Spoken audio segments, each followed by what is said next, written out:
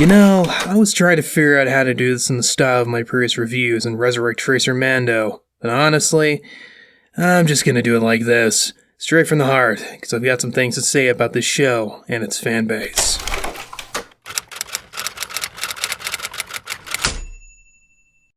Alright, Season 3 is done, the finale came out. Okay, can I say they just totally copied the 80s Flash Gordon movie? The armor is Voltan, Bo-Katan is Prince Baron, our captured heroes are running around the inside of a baddie's fortress, and Axe Woves is freaking Flash Gordon himself, crashing his ship and ends up killing the baddie? I will say, they got good taste. Now where the hell is the Queen's soundtrack? Oh well, who wants to live forever?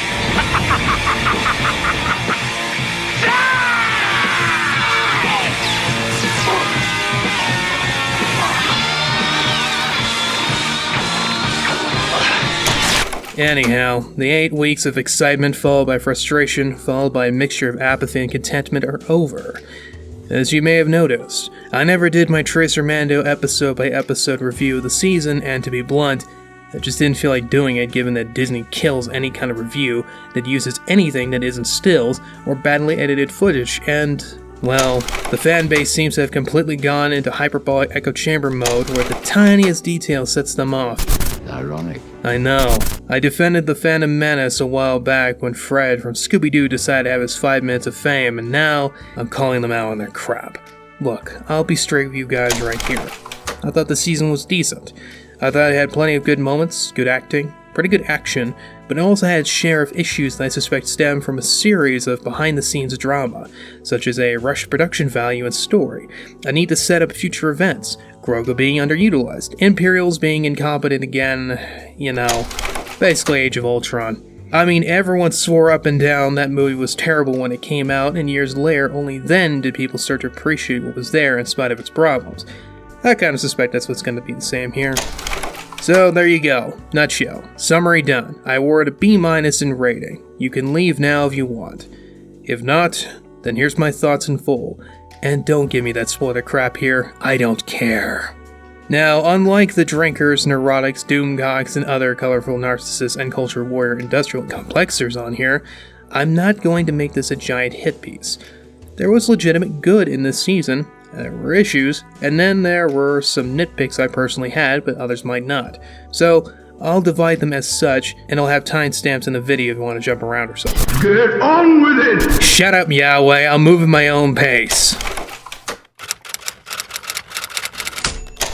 Alright, let's start with the good, and here's one I know some won't agree with. I appreciate the move towards the Mandalorian aspect of the show, with a greater dive into the culture, how they functioned, and even answers some questions like how these guys eat with their helmets off. Was the answer a little ridiculous? Yes, but given how dudes in Africa find us weird for not running everywhere and hunting our own food, I don't mind this. It also added a sense of internal politics rather reminiscent of Game of Thrones and medieval history, which helps add some depth to the universe. I also quite liked a bit of the world building, something that was sorely needed in everything that came before. We needed to know how this universe functions. Resistance, and they're fighting, but what are they fighting for? Who runs the galaxy? It doesn't look like the First Order does. Is there a bigger government that's like, the First Order and the Resistance, they're fighting again in this podunk off-ass planet? It doesn't really concern us, so back to business. Legislation. Thank you, Johns. That was very apt. Now, does it go overboard a little much? Sure, but I appreciate a bit of Tolkien thrown in. Now, as I mentioned before, the action overall was pretty freaking good and varied. With them fighting kaijus, criminals, jet troopers, we had space battles, and we had a really solid paratrooper drop sequence in the middle of the season, where the Mandalorians displayed good squad tactics with pirate opponents adapting in ways that made sense. It added tension, it added believability, it added stakes, and it's a massive step up from what we got into the Season 2 finale where it was just Charlie's Angels running around and gunning everything down like it was Doom. Be honest with yourselves, folks, if Luke hadn't shown up, y'all would have hated that finale. Moving on, the acting across the board was really solid. Pedro, as usual, brought a good performance and Grogu was adorable as usual, but it was the supporting cast that really impressed me.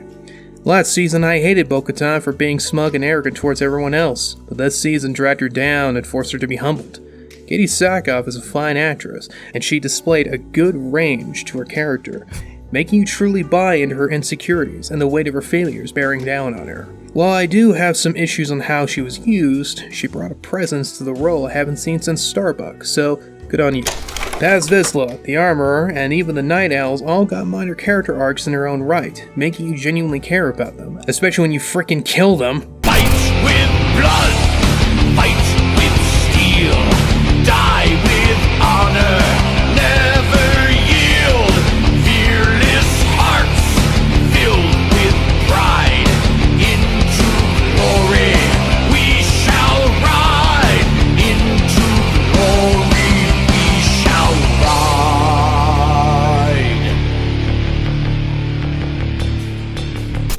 We got to see more of the New Republic and how it functioned, though its effectiveness was questionable.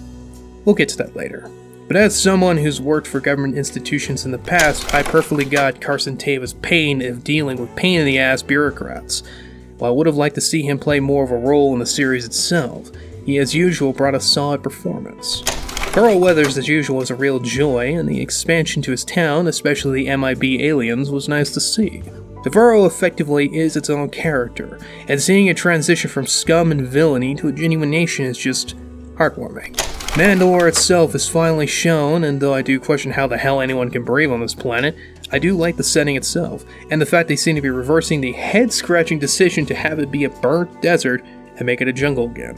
Also, how many freaking Breaking Bad actors are they going to bring into the show? Disney, just make a deal with AMC already. We need Skin and Pete to go and terrorize my hometown with his new armor. We must be shown the way. No, seriously, please.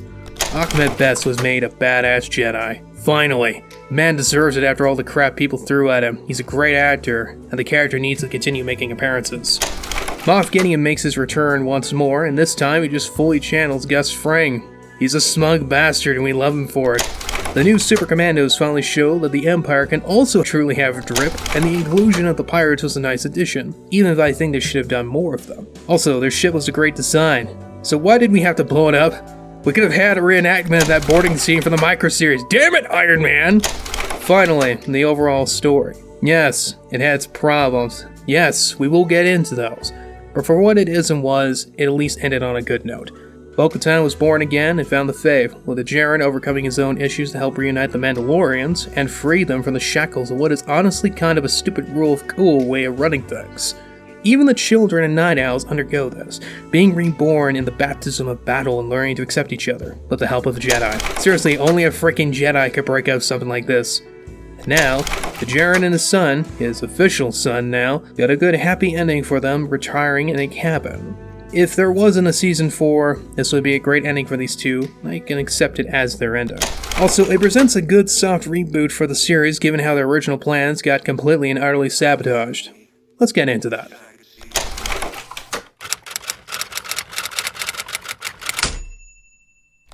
This season is incredibly unbalanced, and no, unlike the rest of the Screaming Menace, I do not believe this is due to everything being woke. Guys, come on. Not everything that is not up to snuff is bad because it's woke. It's bad because it has bad writing, and you need to look into why this is the case. It's the same here, and here's how. Let's start with the obvious. Grogu's return to the series via the Book of Boba Fett was a massive mistake. I know, I defended that choice a while back, but getting to see the ramifications of it, it's unfortunately true. Not only does it require the audiences to go watch that show to understand what happened, which they won't given the amount of negative press around it, persuading audiences not even to give it a try, but the Mandalorian barely does anything with him. We don't get to see new powers or any real feats outside of a handful of scenes, and if you remove him from the story, not much changes. Remember how I said this show was sabotaged? It's clear that Grogu was never supposed to come back in the Book of Boba Fett or Season 3, with re-entry written in likely the last second to accommodate these changes. In addition, Gina Carano's firing and the scuttling of the Rangers of the New Republic threw a monkey wrench into the series. I've seen theories that the shoehorned in Coruscant section was meant for that show, and I think it makes sense. Even if it hadn't been filmed, the script for it likely was, and given the importance it has to the Orwell narrative, I do get why it was put here. Hell, I even suspect the droid episode was originally a Rangers one, given how much it feels like a cop procedural. which, just like with the Luke Skywalker section of the Book of Boba Fett, which I suspect was supposed to be its own thing, these episodes feel clunky, even if I do like the droid one, break up the pacing, and take away the precious time this show doesn't have. Also, Scoundrels Cantina, your boycott on this show is kind of moot. They didn't kill off Cara, and instead they have her be recruited by Special Forces, just like she was supposed to. You don't do that if you don't have plans for her to return. Moving on. Because of this, a lot of setup I suspect was meant to play a much larger role, such as the Mythosaur, the Remnants, and Gideon's clones, are left on the cutting room floor or basically mounted to nothing. The Mythosaur is especially disappointing, as Grogu riding that thing like the Rancor and killing everything would have been awesome to see. The villains in this show are likewise underutilized. The pirates got a little love put into their production design, but they only stick around for exactly 2 episodes before being completely slaughtered. The Moff Gideon, likewise, only shows up for 2 episodes before being incinerated. Like I said, the original plot of the season was going to have the pirates be the main threat, leaving the retaking of Mandalore to either the next season or the complete second half of this one, but having to take on stuff from the other shows bogged things down. Like I said,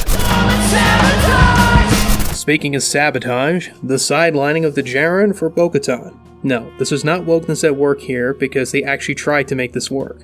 They made her likable, tried to include the Jaren as much as possible, with the two of them playing off each other constantly, and their character arcs being tied together with the baptism. No, the reasoning for Bo-Katan getting more screen time was due to Pedro Pascal literally not being there.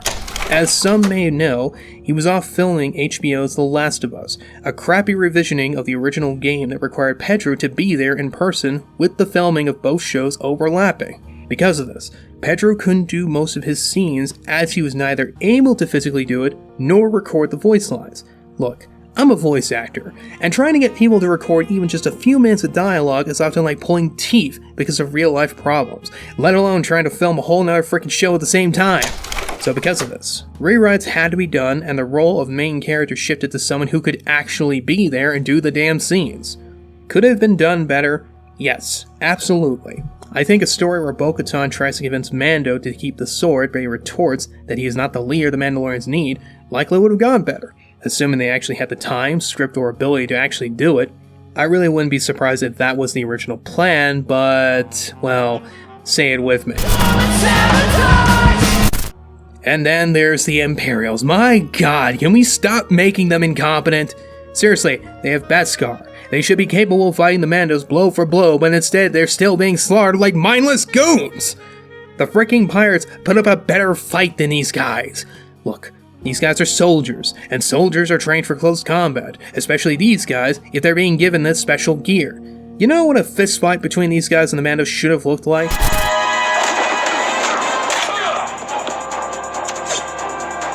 Or even better.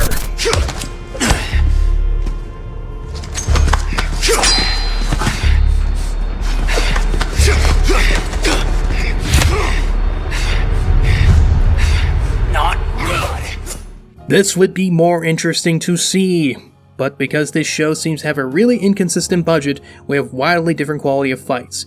We have the pirate episode where proper tactics were used, and then these final episodes where it's just a giant run and gun. Gee, just like Season 2, huh? Maybe that'll convince you all not to put that bloody season on a freaking pedestal, huh? And then we have these guys.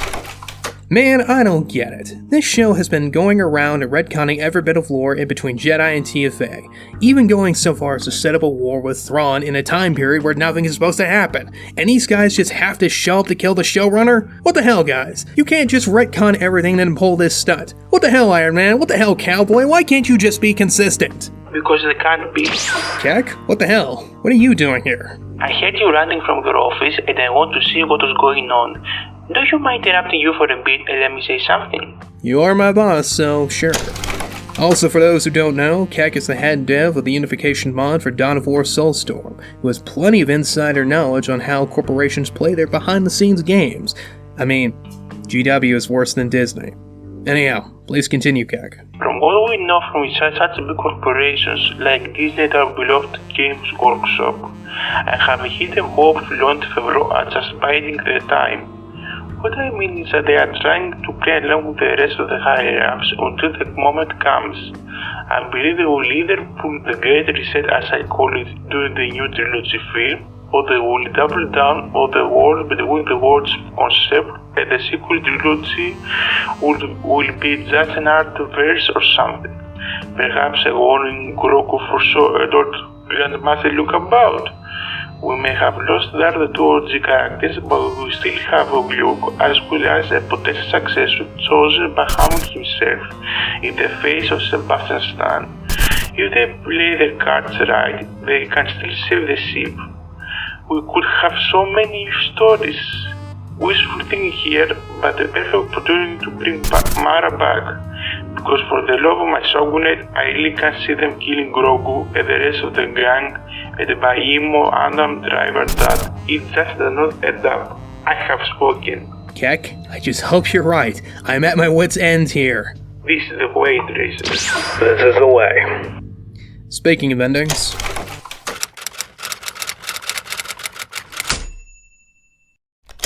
I'm sticking this here because I've got 1 or 2 points to talk about that are kind of minor but sort of bug me. Let's run down the list. This season established that you can run out of fuel, which they should have done last season with the Boba episode, but regardless, it was nice to see. So, why is it then that a pterodactyl thing can outfly them, a spaceship can't, and axe-wolves can apparently fly all the way up to the stratosphere? Actually, wait. The flight was in low orbit because they were above the cloud layer, meaning the distance may actually only be 5 to 12 miles. Yeah, that actually kind of works. Now, for the pterodactyl scene, consider this for a second. The Gazanti-class cruiser that we see in that Mandalorian episode where they boarded was taking off. This means that the speed at which it was taking off would be significantly lower than when it's at full thrust, especially given that it's leaving a port, it has to maintain a certain speed in order for it to not be arrested. So, I can actually kind of buy this happening. Plus, they really wanted that heavy metal reference. Moving on. Okay, this is less a ding at the show as it is to the audience. Apparently people think Jack Black and Lizzo are the worst characters in Star Wars ever, and that Dave Filoni's cameos are immersion breaking. No, I'm not kidding, frickin' Eckhart's Ladder's buddy Corey did a video on it. Look, I will keep this really simple.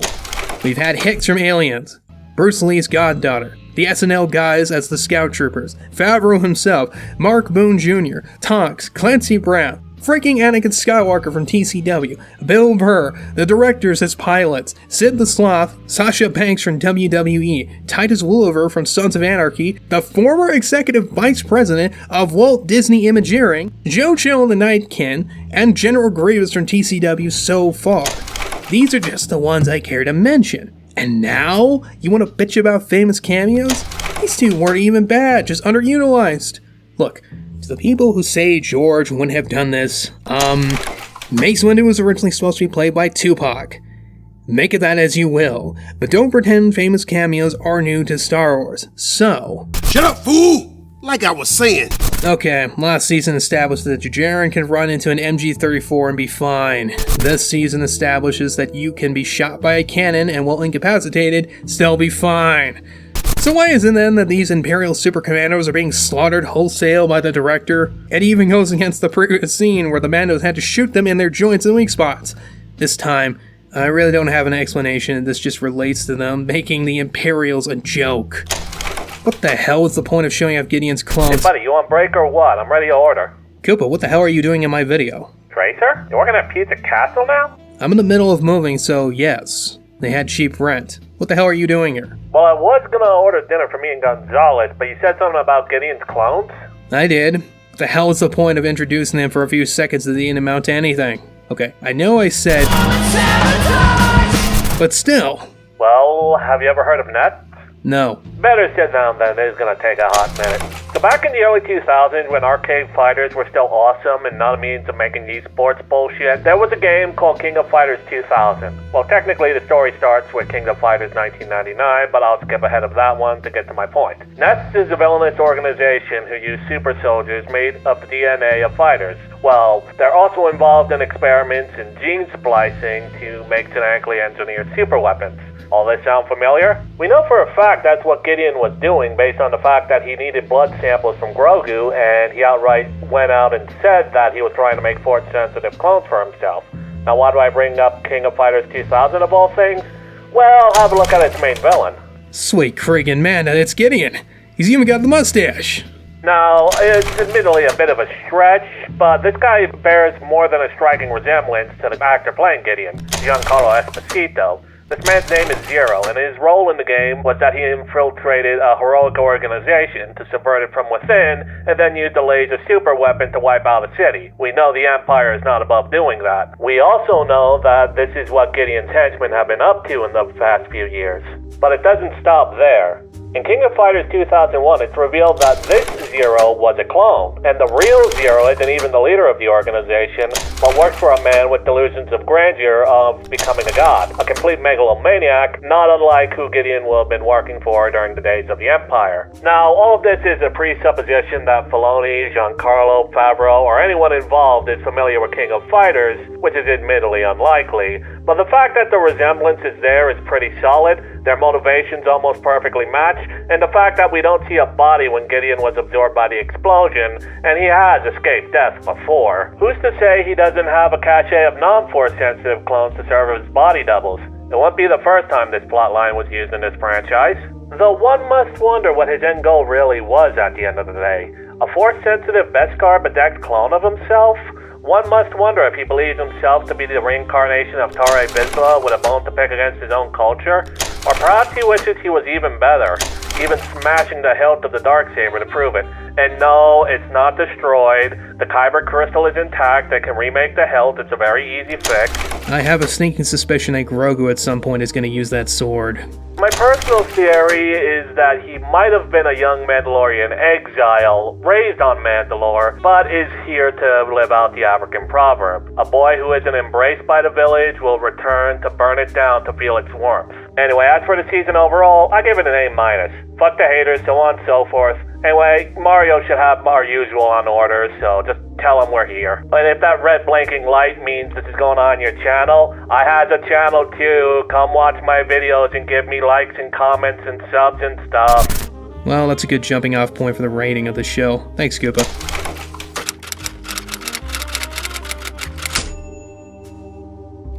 Look, I've made my points pretty clear. I don't think Season 3 is woke trash and deserved the stupendously stupid amount of hate it's getting. It was decent. And had things not been sabotaged earlier on in the series, I think it genuinely would have been great. Yes, it's got its problems. Yes, I'm annoyed at this. Are they gonna connect it to the sequels or not? But as it is, I give it a solid B-, the same rating I have for Season 1. I'll likely rewatch it with the rest of the movies, shows, and the O3 microseries around Christmas with my folks. Now, as for the Fandom Menace, I'm officially checking out of that crowd. Now you have become the very thing you swore to destroy. Don't worry, Tracer, you're not alone in this. Let me just pencil you in for a couple of weeks and we can do a collab on my channel about that entire topic. Sure. I've got some shit to get off my chest anyway. Also, while I've firmly checked out the fanfiction crowd to pursue my own universe, I've got plans for a rewrite of not only Season 3, but 1, 2, and the Book of Boba Fett in the same style as my video on Marvel What If. Let's fix Mandalorian. That'll probably be up in the next few weeks. Trust me, I got some shit to say. Anyhow, auf Wiedersehen and recherche me, VOD out.